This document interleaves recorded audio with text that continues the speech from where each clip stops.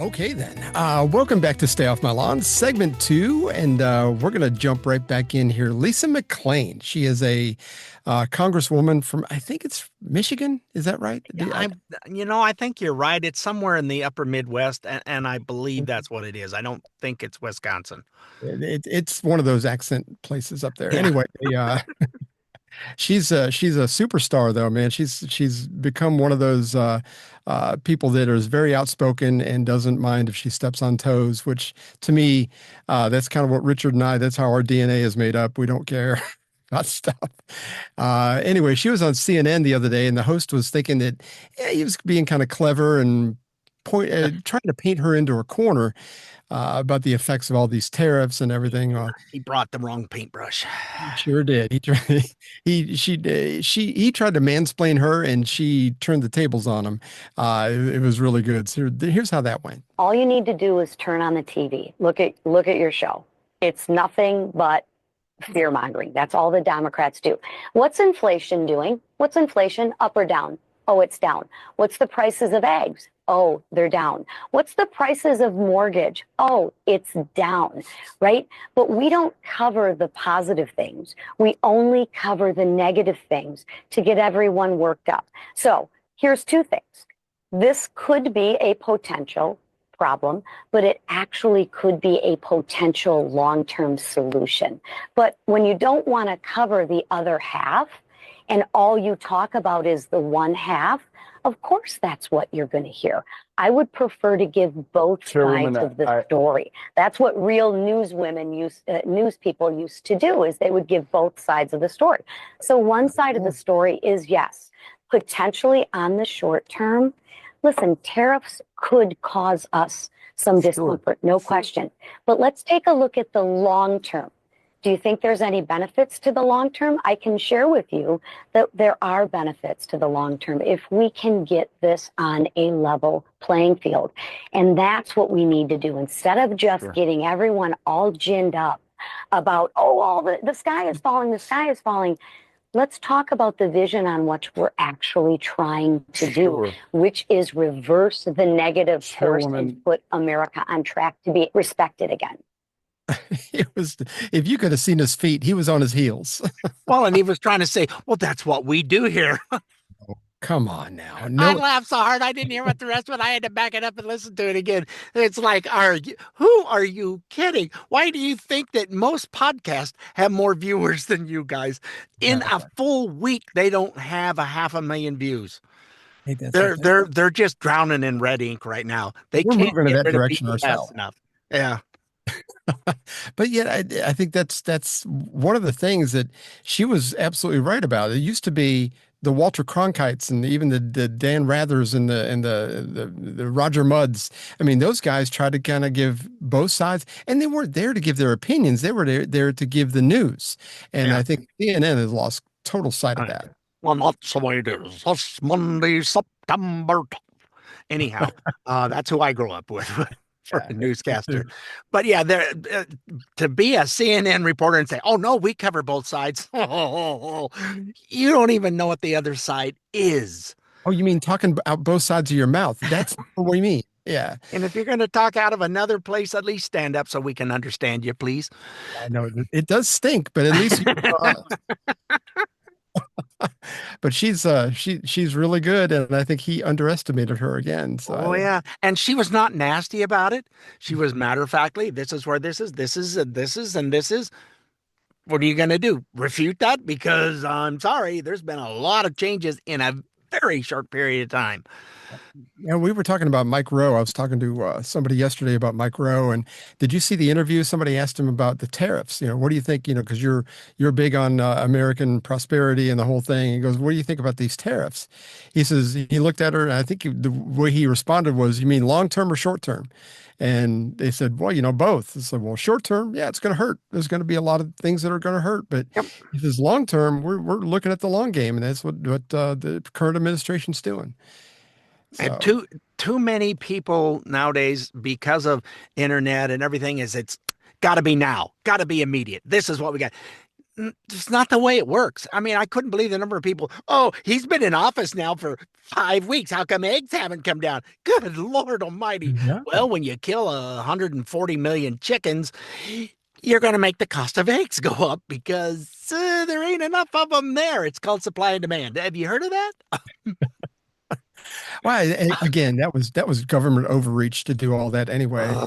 Oh, heavens, yes. And they did it on purpose and did a bunch of them just before old Uncle Joe, he was lame duck and was sending that gal out, and their tests were proven to be false. And they just said, oh, look, this one here. So you got to get rid of them all.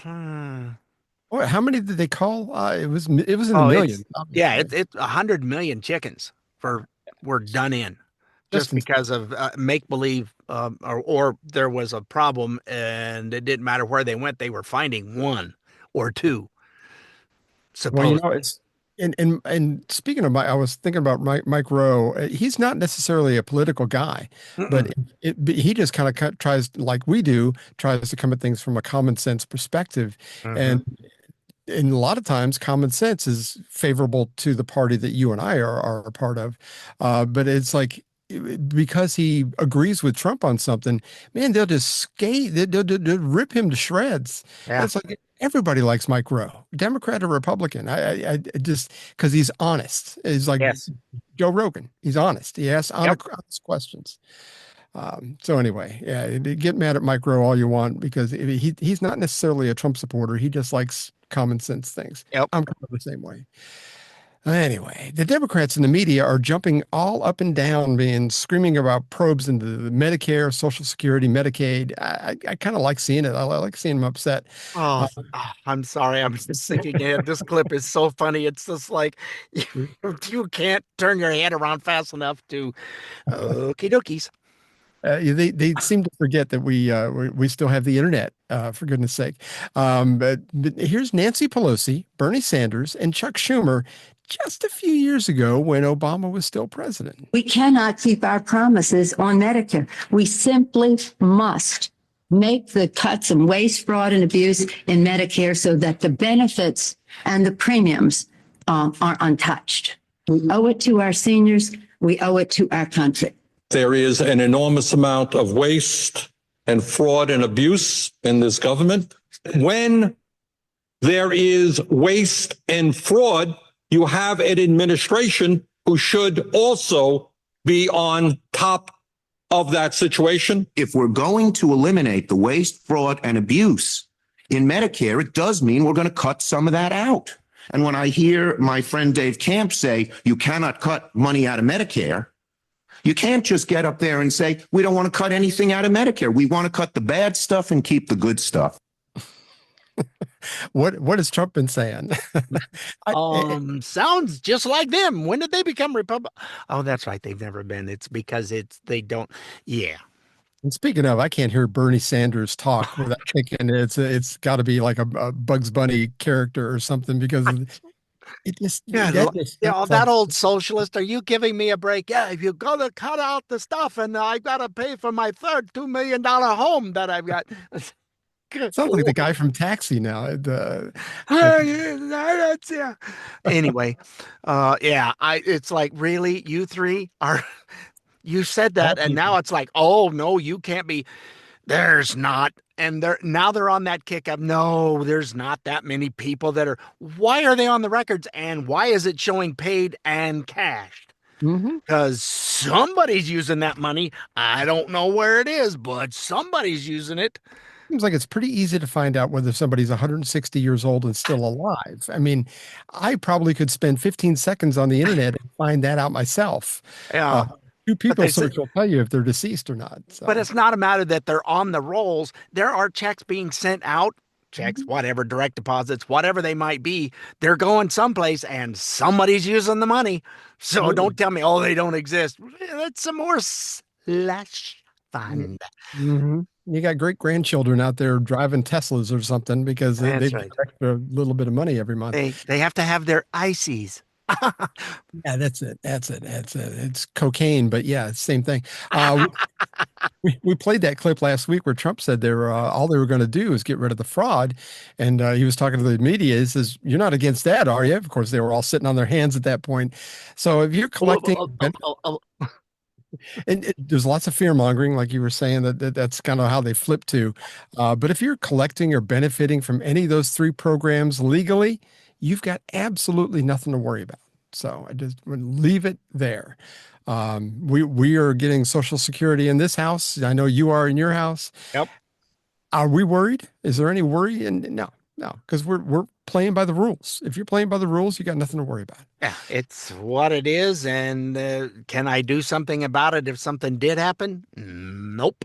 Nope. I have to figure out how to just make ends meet. I'll tell you, to be just straight on Social Security, I would hate to be there because it would be tight.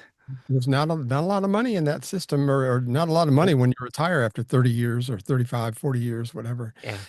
Anyway, there's a lady out there named Batya Ungar Sargon, which I was not familiar with her name, but I've seen clips of her many times in the past.